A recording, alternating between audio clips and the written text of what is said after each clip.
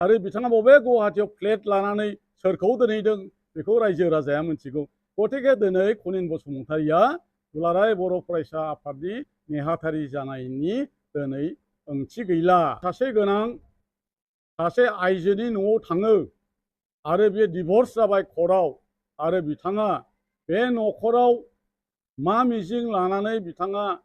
गोबां लाख लाख थाखानि न' लुनानै एसि रुम गंनै लुनानै हैखो बेखौ रायजो राजाया मिथिगौ। बिथांमोना अपोजिसन जानानै थानायनिबो अधिकार गैया। बेला जेरै जोबस्रांदों बिथांमोननि थांखियाबो जोबस्रांलांबाय सार दङ। बिथाङा न'खर फिसिनायनि बिथाङा बेखौ सानखानांगोन। न'खर न' बां लुनायनि बिथाङा सानखानांगोन। नाथाय बे NGO आफादाव थानानै बिथाङा बोरै न'खरखौ सालायदों? गिबियावनो गोजोन फुंबिलिनि गाहाम हामलायनाय बावग्रोबाय। दिनै आङो जिखिनि मिडियाफोरखौ पार्सनेलि इनभाइट खालामनायनि गेजेरजों माखासे खोथा आङो बुंनो बेवहाय आरो फोरमायनो आरो क्लेरिफिकेसन खालामनो थाखाय आङो खौरां मेल बेवहाय लेंनाय जादों। दा गिबियावनो खौरांगिरि नोंथांमोननो आङो साबायखरखौ होग्रोबाय। लोगोसे गासै रायजो राजानिसिम आंनि फारसेनिफ्राय अननाय आरो मोजां मोननायखौ आङो बावहरग्रोबाय। दहाय फुङाव आङो मोनसे भिडिअ' आङो नुदों। गोबाङा हयथ' नुदों जागोन। जे भिडिअ'आ BPFनि सासे दैदेनगिरि सिनेन बसुमतारी होननानै बुङो, जाय बिथांखौ खांखेला बसुमतारीबो होननानै जों मिथियो। बिथाङा खासिक'त्रानि आरो बिथांनि जिखिनि भिडिअ' बेखौ नायनानै बिथाङा जे बाथ्राफोरखौ बुंनो नागिरदों बे बाथ्राफोरा गासैबो मोनसे माने मिनिं गैयै, ओंथि गैयै आरो जेबो फोरमान गैयै बेबायदि मोनसे बेसलेस बेबायदि मोनसे बिथांनि अभियोग बा बिथांनि एलिगेशन। आरो बेबायदि एलिगेशनखौ मोनसे आफादनि सायाव बा सासे बिबानगिरि बा दैदेनगिरिनि सायाव बिथांमोननि एलिगेशन होनानै डिफेम खालामनो नाजानाय बेबायदि बिथांमोननि गोबांबार थांनाय समफोराव जोङो नुबोबाय। दा बाथ्राया जाहैबाय आंनि सायाव जे खांखेला बसुमतारीया जे एलिगेशन बा जिखिनि मोनसे अभियोग जे लाबोदों बे बाथ्राया जाहैबाय आं लावरिपारा होननाय गामियाव सोरनिबा न'खराव थांबाय थायो आरो मा इन्टेनसन लानानै थांबाय थायो होननाय बिथाङा गिबियावनो बे बाथ्राखौ बुंदों। दा आं बेवहाय रोखा फोरमायनो लुबैदों जे आङो दुलाराय बर' फरायसा आफादनि सासे बिबानगिरि। सुबुंजों सोमोन्दो लाखिनाय आरो सोरजोंबा अकेजनेलि बा फोरबोफोराव सोरनिबा न'आव थांनाय आरो फैनाय बियो सासे मानसिनि बियो डिउटि। सासे मानसिनि बियो डिउटि। आरो आङो गोबां लावरिपारा होननाय गामियाव गोबां न'खरनि अकेजन बा गोबां न'खरनि फेस्टिभेल बा गोबां न'खरनि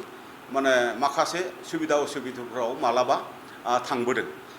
बा थांदों आरो। दा खांखेला बसुमतारीया जे बाथ्राखौ बुंनो नागिरदों बिथाङा रोखा खालामाखै जे आङो सोरनि न'आव आङो थाङो आरो माब्ला थांदों बे बाथ्राखौ बिथाङा रोखा खालामाखै। दा आं बुंनो नागिरनाय बाथ्राया जाहैबाय जायखौ बिथांमोना थांखिनो नागिरदों आं हमनानै लादों। आंथ' गोबां न'खराव थाङो, नाथाय बिथांमोना जायखौ थांखिनो नागिरदों बै न'खरखौनो जुदि थांखिदोंब्ला बै न'खरनि बिमा बिफाजों मोनसे खाथि माने थांनाय माखासे समफोराव बेबायदि मोनसे माने हाइ हेल' बा थांलाय फैलाय बेबायदि माखासे सोमोन्दोफोरा बेबायदि माने थांलाय फैलाया माने जादों। आरो मोनसे न'खराव जिहेतु बिमा बिफाजों सोमोन्दो लानानै माने जुदि थांलाय फैलाय जाबायब्ला न'खरनि सोद्रोमाफोरा बेवहाय अट'मेटिकेलि माने मोनसे सोमोन्दो बा मोनसे माने रायदावनाय बा मालाबा माने माखासे बाथ्राफोरखौहाय माने फोरमायनो लुबैनाय बा अकेजनफोराव माने मालाबा हांख्रायनाय बेफोरो जायो। दा बिथांमोना रोखा खालामाखै जे आं सोरनि न'आव थाङो आरो आं सोरनि न'आव मा खालामहैयो बेखौ बिथांमोना रोखा खालामाखै। आरो जायखौ टारगेट खालामदों बियो बेखौनो जुदि टारगेट खालामदोंब्ला आंनि सासे माने एक्स स्टुडेन्ट आरो एक्स स्टुडेन्टनि बिमा बिफा बिथांमोननियाव आङो थांदोंमोन मोनसे समाव। आरो दिनै नैबे बुब्लियाव आंबो आंनि आफादनि माखासे बेस्थता आंनि आफादनि माखासे जिखिनि हाबाफारि ओरै थांनांगौ ओरै फैनांगौ बेनि थाखाय आङो सिगाङाव जिल्ला एबसुआव थानाय समाव जिखिनि मानसिफोरजों आङो खाथि रिलेसन दोननो हादोंमोन थांलाय फैलायनि आं बेखौबो खालामनो हायाखै बेबायदिनो आङो सोरजोंबाबो बेबायदि आङो खालामनो हायाखै बहुद बेबायदि मोनसे गेप जाय न'खरजोंहाय बेबायदि मोनसे बिथांमोना एलिगेसन खालामनो नागिरदों बियो माने बेबायदि फोरमान बिथांमोननियाव हयथ' गैया आङो मिथिगौ आरो दिनै बिथांमोना नैथियाव मोनसे एलिगेसन लाबोदों जे आङोलायनो जाय न'खराव थांबाय थायो बे न'खरनि न'खौ आङो लुनानै होदों दा बिथांमोना रोखा जानाया गोनां आरो बिथांमोना जायखौ सन्देह खालामदों बै न'खरनि बिगोमानियाव सोंहैनाया मोजां आरो सोंहैनानै लानाया मोजां जे बिथांमोना न'खौ माबायदि लुदों आरो सोरनिबा न' लुनायाव आंहा बेबायदि जेबो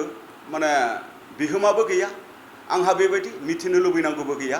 आरो सोरनिबा न' लुनायाव आंहा जेबो बुंनांगौबो गैया नाथाय बिथांमोना मिथिथारनो लुबैदोंब्ला बिथांमोननि न'आ माबोरै लुदों बै बिथांमोननियाव थांनानै सोंहैनाया बिथांमोननि मोनसे दायित्व आरो बिनि फोरमानफोरखौ रायजो राजाफोरनो खिन्थाफिननाया बिथांमोननि दायित्व होननानै आङो सानो आरो थामथियाव बिथांमोना आंखौ एलिगेसन लाबोदों जे आङो गुवाहाटीयाव सोरनोबा आङो फ्लेट बायनानै होदों फ्लेट बायनानै दोनदों आं बिथांमोननियाव सोंगोन जे आं कनिन्द्र बसुमतारिया गुवाहाटीयाव सोर व्यक्तिनो बबे डेटआव बबे एड्रेसाव बबे वार्ड नाम्बाराव बबे हाउस नाम्बाराव आरो बेसेबां रेटजों आङो फ्लेट बायनानै होदों बिथांमोना बेखौ रोखा खालामनांगौ आरो बिथांमोना बेखौ पाब्लिक खालामनानै होनांगौ बिथांमोना बेखौ फोरमान होखारे बिथांमोना होथारनांगोन आरो बेखिनिखौ बिथांमोना जुदि साहस गैयाब्ला दिनै आंनि सायाव बेबायदि मोनसे एलिगेसन लाबोनाय बिनिफ्राय बिथांमोना जानगाराव थानाया गोनां होननानै आङो सानो दिनै आङो सासे समाज सिबियारि सासे सुबुं हिसाबै सुबुंनि खैफोद आरो सुबुंनि अभाब आरो अभियोगाव खबर मोनोबा सोरखौबा मालाबा मुलि जानो थाखाय थाइसे मदद खालामनाय एडमिसननि समाव सोरनोबा थाइसे थाखा जुदि मदद नांगौबा सोरनोबा मदद खालामनाय लेखा बायनांगौ टाइमाव सोरनोबा लेखा बायनांगौनि थाखाय थाइसे मदद खालामनाय बा सोरबा हस्पिटालाव दङबा हस्पिटालाव सोरबा बेमारिखौ आङो नायहैनाय बा सोरबा डक्टरजोंहाय आङो जगाजग खालामनानै डक्टरनि मोनसे मदद खालामनाय बेबायदिखौ आङो जिउआव जेब्लानिफ्राय आङो समाजनि खामानि मावनो थाखाय ओंखारदों बै समनिफ्रायनो आंनि केपासिटिनिफ्राय आङो बेखौ खालामबोबाय थादों आरो बेखौ आङो गोबां मानसिनो आङो खालामबाय आरो बेवहाय मोनसे खोथा बुंदों आंनि आइडेन्टिटि जे नोंगौ आङो गुरुबासा हाई स्कुलाव आङो फोरोङो आरो गुरुबासा हाई स्कुलाव फोरोंनाय हिसाबै गुरुबासा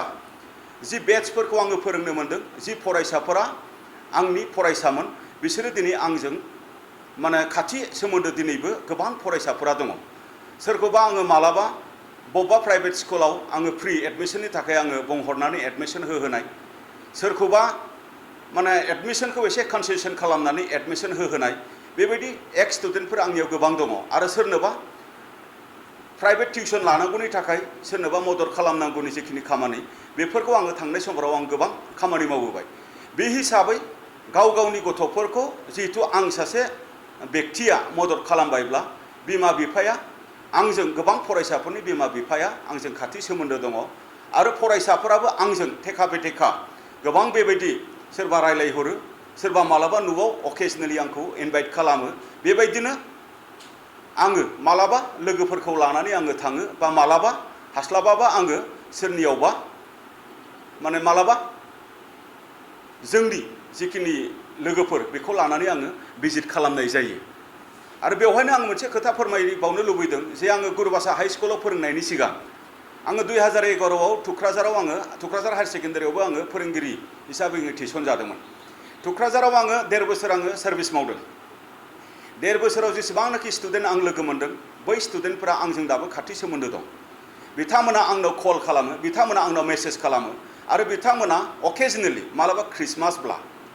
मालाबा ओंखाम गोरलैब्ला मालाबा न'खराव बार्थडे दङब्ला मालाबा न'खराव हाबा हुखा दङब्ला मालाबा खेराइ दङब्ला मालाबा ख्रिस्टमास जायोब्ला आंखौ इनभाइट खालामो दाबो आङो थुक्राझारावबो बेबायदि आं भिजिट खालामो दाबो आं भिजिट खालामो थुक्राझाराव गारबोनाय जोंनि माखासे एक्स स्टुडेन्टफोर बिथांमोननोबो आङो मालाबा मरेल सापर्ट बा मालाबा थाइसे थाइनै फाइनान्सियेल सापर्ट बेबायदि जेखिनि सापर्टफोरखौ आङो दाबो बै बिथांमोननोबो हरबाय थायो बिथांमोना दिनै खेल गैया नामा जे आं जे सासे समाज सिबियारि बिथांमोना दिनै खेल गैया नामा जे आं जे सुबुंजों खाथि सोमोन्दो लाखिनानै आङो खामानि मावो आरो बिथांमोना खेल गैया नामा जे हिउमेनिटिखौ जे आं भेलु होयो मानसिनि खैफोद आरो मानसिनि अभाब बेखौ जे आङो सन्मान होयो आंनि केपासिटिनिफ्राय आङो जायफोरखौ आङो दिनै हानायमानि आङो मदद खालामदों आरो इयुनावबो मदद खालामलांगोन बेनो जुदि बिथांमोननि थाखाय हजम बा डाइजेस्ट जाथावै जुदि जायोबा बे बिथांमोननि खामानि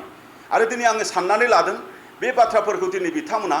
दिनैनि बे इलेक्शननि रिजाल्टनि उनावसो मानो बुंफैखो आंनि सायाव बेबायदि फोरमान आरो आंनि सायाव बेबायदि अभियोग दङमोनब्ला